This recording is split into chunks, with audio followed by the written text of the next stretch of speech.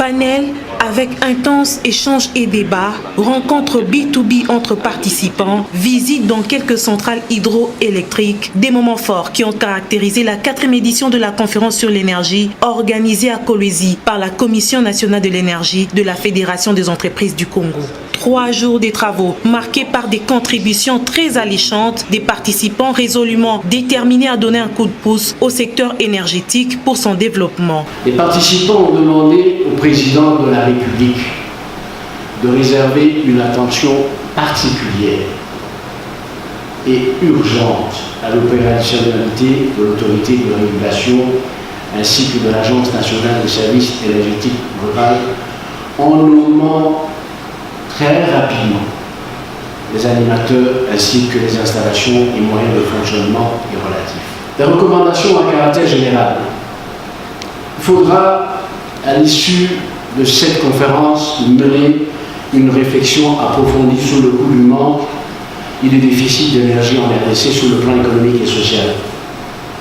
Inventorier tous les projets énergétiques développés par les entreprises minières afin de définir les priorités et élaborer un plan directeur autour duquel les acteurs se mettront ensemble pour construire de nouvelles infrastructures, la mutualisation de projets.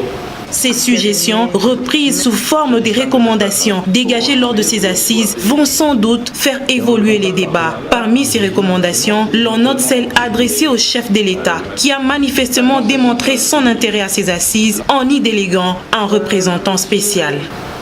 Et sans énergie, avec tous nos beaux discours, on n'attirera aucun investisseur dans ce pays. D'où l'importance particulière que le président a accordé à cette conférence en insistant à ce que je puisse le représenter.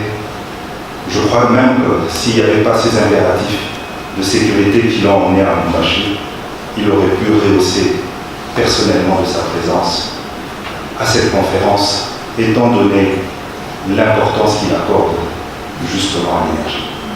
Pour y arriver, il faudra entre autres faire respecter le cadre légal. Le panel sur son évolution a suffisamment ressorti non seulement les forces, mais aussi les faiblesses qu'il faudra à tout prix éradiquer pour le réel décollage de ce secteur. Nous avons proposé la mise en place d'une commission qui devait être composée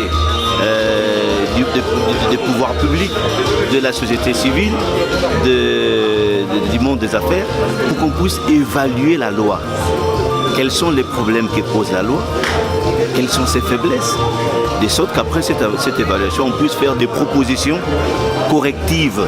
Pour une 4e édition, c'en était une réussite. En attendant la 5e qui pointe déjà à l'horizon, il faudra un mécanisme de suivi pour la mise en application de toutes les recommandations en vue du développement du secteur énergétique en République démocratique du Congo.